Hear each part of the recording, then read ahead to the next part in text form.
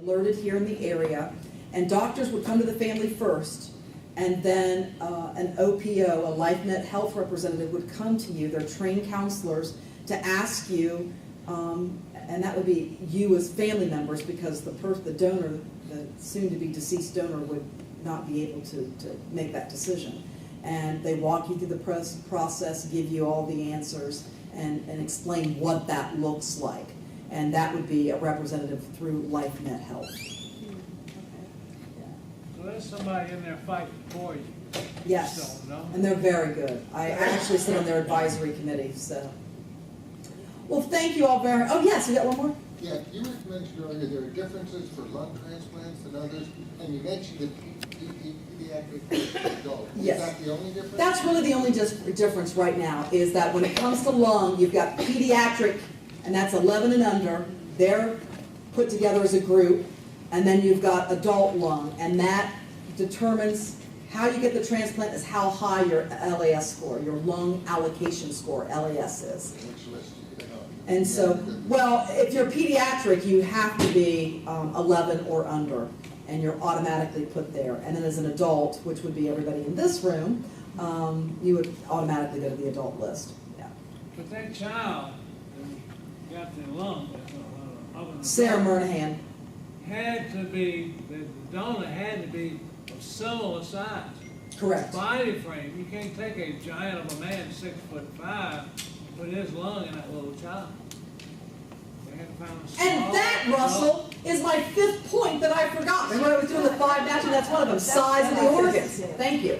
I'm having that mind warp on a Monday. Size of organ makes a huge difference. So if you've got lungs, heart, you can't put an infant's heart into a grown man or a grown man into an infant. It doesn't work. They physically have to fit. Yep. Yes. I'm thinking, we had a neighbor now, oh, this goes back maybe 15 or 20 years ago. And we were all sitting around talking, and her husband came out and said, we got the call. She was on a list for a lung transplant. They had to go immediately. Right. So is this the process immediately? Yes. You find a match? So you can list as a recipient, you can list at any transplant center in the country. And also on our website, you'll find the different outcomes, because different transplant centers have different outcomes, if you would. Lung for all the different organs. And the agreement is that, and I forget how quickly it is, but let's just say you've got to be there within an hour. Once they make the phone and you make the match and you accept, you have to be there at that transplant center within the hour. And if you can't do it, then they're going to go to the next person. And again, it's that whole idea of time is of the essence. So when I say that you could be listed several places, what happens is here you could be listed at Inova, and you could be listed maybe at UVA. If you lived halfway in between or worked halfway in between both of those, so that you could equal distance that out. So if you got a call from Inova, I can be there. If you got a call from UVA, you could be there.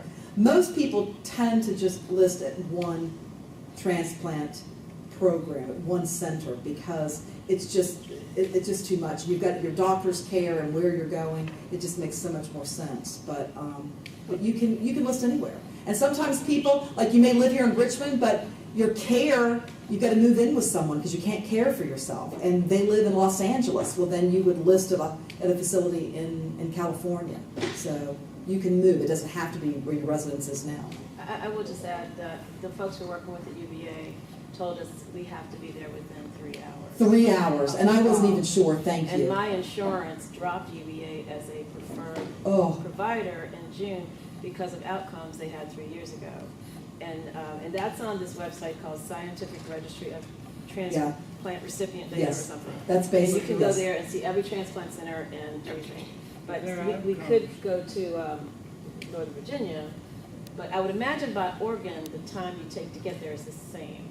And you can't promise you're going to get to Northern Virginia in 3 hours from here either. That's exactly so right. UVA is kind of like our UVA had that trouble because they do more black lungs than anybody else because we're cold.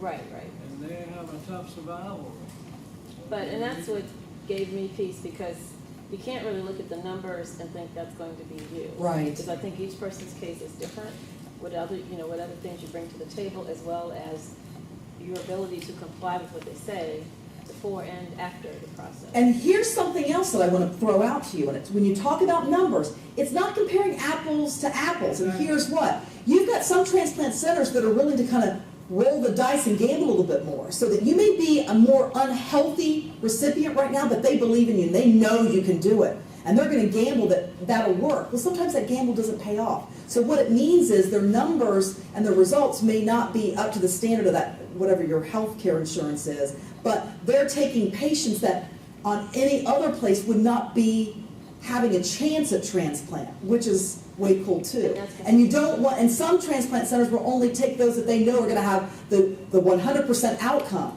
Well, that doesn't help someone who is really on the edge, and most likely they could survive, but they're not a guarantee.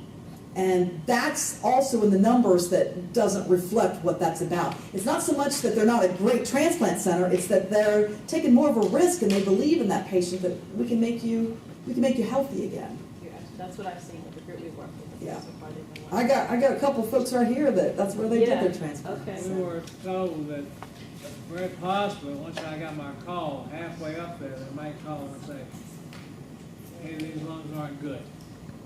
Once they do have the lungs, the transplant surgeon literally has to feel and massage these lungs. Mm-hmm. He may not find these are acceptable lungs. My donor happened to be a 21-year-old youth. So my lungs were in pretty good shape. A lot of times, when a person's 45, 50 years old, their lungs aren't good. We've had a couple of people come to our support group that actually was on the table with the IV in, and they stopped the process and sent them home. One of them waited another year before she got them. So, yeah, they've got to be good lungs. Well, yeah, I The don't- transplant lungs are good. Are you actually on the wait list right now? As soon Are as you the being worked workup up? thing, my workup's been done since May. And I had one medicine that I took that I needed to transition off of that and onto something else before they would, Right. because you couldn't use this one after transplant. Right. So they felt bad because if they'd listed me in May, it would have been before Anthem made this change in June. Oh. But I mean, it's like they're trying to do the proper thing medically for my Yeah. benefit, because you can't put me on something I can't get through an IV. That's not going to work. I need an Right. IV. So, but because it was like an anti-seizure type thing. Yep. It took 3 to 4 months to transition. So we did that. It's all done. My workup with UVA is completed. All my tests are fine. I'm very healthy otherwise, but literally my lungs are just probably at 30% capacity. Mm. So now they're trying to go back and forth with Anthem to send the letters, and my doctors, and really their committee approved me on May 7th. But then it was, let's get her off this medicine. And now we're. Somehow I'm just, gosh, there's got to I be a way think that, that'll I be mean, I really retro. think they'll get to the right Yeah. answer. We just have to go through this process now. And are you on the wait list right now? Are you getting? What I'm doing is, attentively, they'll let me know the first part of December, I go for my week to do my workup, and then it depends upon how the disease progresses. After that, we do a transplant. That's great. Yeah, we're ready to go. But yeah. Well, thank you all very much. And I know it's after 3 o'clock, and I can talk forever.